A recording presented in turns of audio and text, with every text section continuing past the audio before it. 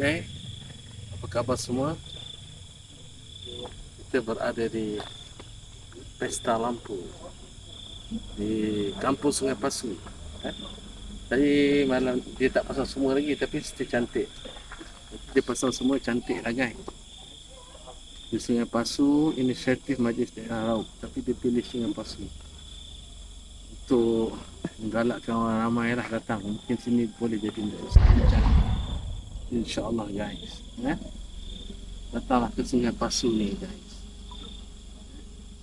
untuk ambil gambar ke, nak nikmat kecantikan ke, goyang-goyang tak, dia tak fokus tak juga lah. Okey, tengok betul-betul sini. Okey, untuk menikmati keindahan lampu-lampu di sini. Lampu lampi. Lampu lampir.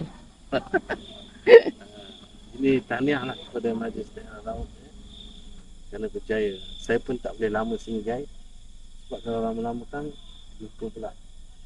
Dia dua je, tak murid, mak ayah murid. Okey, jumpa lagi.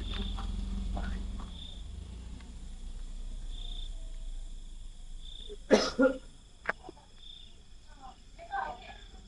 Kau apa dah nak tidur lah.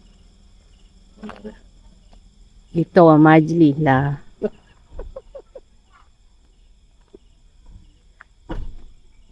Dah, dapat. Keren. Oh, tu lawan tu. Tu takut hujan. Cantik. Esok hari Jumaat, Ahad. Hari Ahad perasmian. Hari Ahad baru penjurian. Dia pelita hari Ahad lah baru. Oh, bawa muria. Ni sekarang ni dekat ni, dekat dia. Tu lah kat luar tu. Ni tu.